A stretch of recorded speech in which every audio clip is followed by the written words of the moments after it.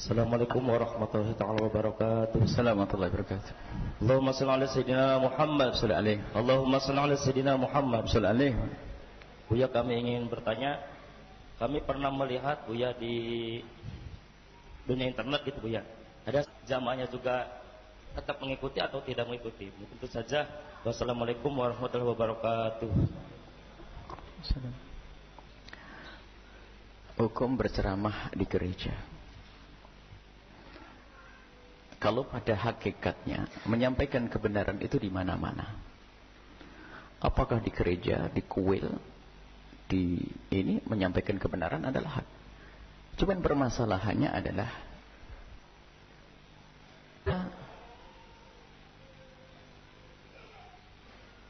hal-hal yang tidak dicermati dan diperhatikan sehingga menjadi mudaratnya lebih gede, musibahnya lebih besar. Kalau misalnya yang menjandang-adakan ceramah di gereja adalah orang yang betul-betul disiplin tentang urusan agama, misalnya dia menegakkan kebenaran, misalnya Pak, meyakini bahwasanya kekafiran adalah kekafiran, setelah itu harus berlemah lembut, maka di saat mengadakan ceramah di gereja tentu tidak akan ada yang bertanya. Saudara bertemu dikumpul di sebuah gereja, bahkan di Roma sekalipun, menyampaikan satu pesan agama, syariat Nabi Sallallahu Alaihi Wasallam, seperti yang pernah disampaikan oleh satu pembesar di Yordan, menceritakan tentang Islam di depan orang-orang Kristen. Ada sesuatu yang mulia untuk mengangkat Islam. Akan tapi ada orang ceramah di gereja itu sampai saya tidak pernah kenal orang tersebut. Hanya kita diberi, sebelum mendapatkan video tentang ceramah tersebut, kami sudah mendengar bahwasanya ada video-video yang disebar. Sholawat saja ditarik. Sholawat saja ditarik, kayak nyesel dia bersalawat kepada Rasulullah Sallallahu Alaihi Wasallam. Allah Sallam, sholawat ala Nabi. Jadi kayak main-main tentang Islam.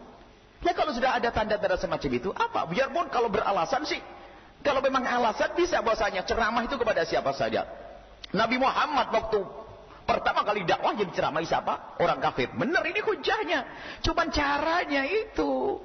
Jadi kalau orang ceramah di gereja ya mungkin satu khusus Islam, ini kan dibohongin kita. Dan itu ada tanda merendahkan Islam. Yaitu jadi haram kalau orang-orang seperti itu. Ternyata Masya Allah caci maki, mencaci golongan Arab, mencaci syariat Islam. Rupanya dia adalah termasuk golongan orang yang masuk dalam Islam liberal, suka merendahkan syariat Nabi Sallallahu Alaihi Wasallam. Jadi kalau orang begitu masuknya ke situ pun sudah nggak benar. Tapi kalau ada seorang alim besar, anggap saja Dr. Muhammad Said Ramadan Abu yang sudah wafat, atau yang masih agungnya Islam, tidak ada yang mengkritisi, tidak ada yang ribut. Kenapa? Menjaga Islam, dijaga. Akan tapi kalau sudah merendahkan Islam, merendahkan syariat Nabi Muhammad Sallallahu Alaihi Wasallam, tentu mau kelompok. Ini kan musibah. Orang-orang munafik yang hidup zaman sekarang adalah dia itu pakai baju-baju kita, akan tapi ternyata mereka tidak bisa mengangkat syiar kita. Bisa saja merendahkan syariat Nabi Sallallahu Alaihi Wasallam.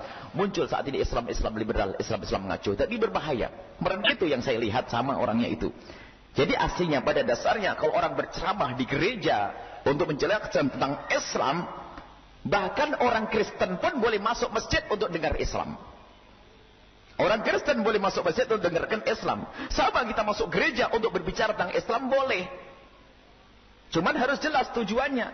Orang yang bisa mengagungkan Islam membawa atas nama Islam. Akan tapi kalau sudah saya lihat di web ini, benarkah webnya dia, benarkah tulisannya dia, dan itu betul. Akhirnya ada lagi ngirim, Buya ini video terakhir, sampai mengatakan, waduh perempuan-perempuan kamu itu murah, gara-gara orang yurungi mancung, kok dikekne, sebut sesuatu, aja ini betul-betul kalimat-kalimat rendah. Ini gimana akhlak Islam seperti itu? Akhirnya banyak orang ngasih video-video, saya tidak cukup kalau video bisa dipalsukan. Akhirnya ada beberapa orang saksi, saya lihat sendiri omongannya sudah begitu. Oh, lahir. Jadi di video dan di aslinya begitu. Sudah begitu, astagfirullahaladzim. Sudahlah jauh-jauh dia tolak. Itu ada video dikumpulkan ke saya. Saya tidak mau hati busuk, hati saya kotor dengan siapapun. Cuman hanya perlu menjelaskan bahasanya, memperjuangkan Islam tidak harus merendahkan Islam. Dan kita tegas dengan Islam tidak akan menjadikan orang tidak simpati dengan Islam. Sebab tegasnya Islam adalah dengan akhlak yang mulia. Tapi kalau sudah kita itu lemah, ada kaum munafikin. Munafikin itu lebih mesra dengan orang di luar Islam. Dan memang orang itu dibanggakan di kalangan kaum Kristiani. Karena dia Kita tidak usah berurusan dengan yang begitu. Kita perlu guru yang istiqomah. Kita perlu yang membawa kita kepada kebenaran. Allah dengan syariatnya tegas tapi harus indah. Itu akhlak Nabi Shallallahu Alaihi Wasallam. Jadi kalau terbukti dia adalah orang yang soleh, baik di saat masuk gereja, ada contohnya ulama-ulama terdahulu. Akan tapi kalau sudah omongannya dari ceramahnya, saya akan mengikuti ceramah itu dari awal sampai akhir. Subhanallah, yang jadi ejaan Islam. Bahkan dianggap biasa. Berarti kamu juga sudah bermasalah ini yang cerita ke saya. Saya komentari, minta komentar. Saya komentari gimana ini? Aduh kok begitu kalimat-kalimatnya? Kalimatnya kenapa sih? Kok ada kalimat begini? Wah, itu kan biasa, nggak ada. Sudah merendahkan Islam dianggap biasa. Jadi banyak yang kena virus hal-hal yang semacam itu. Hati-hati ya, sekarang banyak orang yang mengaku dirinya tokoh atau dianggap tokoh, akan tapi dia tidak pernah punya kejemuran kepada Islam, merendahkan syariat Nabi Shallallahu Alaihi Wasallam. Nabi Muhammad adalah Arab, bukan Arabnya. Arab ada Nabi Shallallahu Alaihi Wasallam. Arab ada Rasulullah. Nah ini, jadi ini bukan masalah kita itu suku-sukuan dan sebagainya. Nabi sudah jelaskan, inna akramakum indallahi atqakum. Orang Jawa yang kulitnya hitam kayak begini misalnya, atau bagaimana, tapi akhlaknya baik, imannya kuat, ya kalah orang Arab yang tidak punya iman, tetap kalah. Cuman jangan sampai kita membenci Arab karena Arabnya. Jadi sudah sebenarnya saya banyak, apakah selama ini ada yang merasa kesabet sama surban saya sehingga ada yang marah? Kalau saya merasa betul-betul ganggu, ya mungkin maaf saya akan rubah. Kalau tidak ganggu, kenapa kok sibuk dengan urusan baju saya? Berarti dia sudah merendah. Apa? Dia tidak sadar kalau begitu sudah diskriminasi. Jadi orang harus pakai baju apa? Saya pakai baju Cina karena saya ada Cina. Mungkin saya pakai dasi. Kalau saya DPR pakai dasi. Ini kan tugas masing-masing ya. Kalau lagi yang nggak cemen ya nggak usah pakai imamah, kotor imamahnya. Ini bagian masing-masing. Jadi dia nggak sadar, dia komentari Arab, nggak sadar komentar ini sudah bermasalah. Dan saya tidak pernah merendahkan orang pakai baju batik kok, pakai blangkon monggo sana, pokoknya di kepala blangkonnya. Jadi kok aneh, jadi dia tuh nggak sadar waktu ngkritisi kok Buya pakai baju gitu tuh, dipikir dia. Tapi kalau Arab nggak bener, itu bukan Arabnya, tapi akhlaknya. Lihat ada Nabi Muhammad SAW. Memang ada Abu Jahal di sana. Cuman Abu Jahal kita caci maki bukan karena Arabnya, nggak pernah Nabi itu marah kepada Abu Jahal karena kamu tuh Arab, begitu nggak ada. Karena Abu Jahal menentang Rasulullah. Jadi jangan sampai itu tuh membawa itu ada kedengkian apa itu? Kita bukan Arabisasi. Islam kita itu Islam Jawa. Islam Jawa dengan orang Arab, biarpun nggak pernah kenalan, kalau sholat bareng mazhab Syafi'i sama, rukuk, sujud. Nggak ada orang Jawa sholatnya miring sana, orang Arab miring situ, nggak ada. Kenapa kok jadi yang katanya dia anti suku-sukuan, dia sendiri telah membuat. Kan itu cara berpikirnya bagaimana itu? Merendahkan Arab. Katanya nggak perlu diakultuskan Arab. Siapa yang mengkultuskan Arab? Ini termasuklah ini kelompok-kelompok seperti itu. Kadang-kadang menjadikan orang kalau ngomong antem sana, antem sini, merendahkan sana, merendahkan sini, tanpa sadar sampai Nabi Muhammad pun direndahkan. Ya, omongannya, rekaman potong-potong merendahkan Rasulullah Sallallahu Alaihi Wasallam. Sampai Nabi dibuat guyonan. Nabi dibuat guyonan. Kita menyebut Nabi Muhammad saja kalau tidak sendu, tidak ini, kayaknya ada kurang di hati kita. Bagaimana nama Nabi Muhammad disebut dengan guyonan?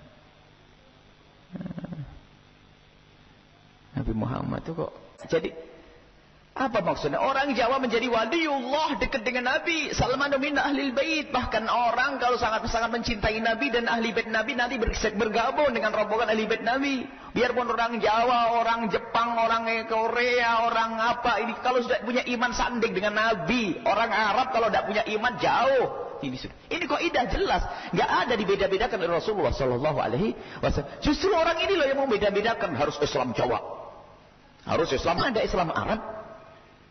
Ini betul-betul bingung, dia sendiri bingung ngomong begitu. Begitu mulai. Nah ternyata orang itu yang memecah belah. Siapa yang membawa Islam ke Indonesia? Orang Arab. Para mujahidin, para wali-wali 9 dan sebagainya. Kita harus mengakui kebaikan dan kebenaran. Sudahlah hilangkan kedengkian. Hilangkan kebencian. Kita berpegang kepada syariat Nabi Muhammad sallallahu alaihi wasallam. Kalau orang mencinta Nabi tidak akan berani menolak Nabi, apalagi menjelekkan tentang suku Nabi, tentang bangsa Nabi. Allah, bagaimana ngaku cinta Nabi, cinta Rasulullah, berani ngomong Arab. Itu kalimatnya jelas sekali untuk Arab wajib.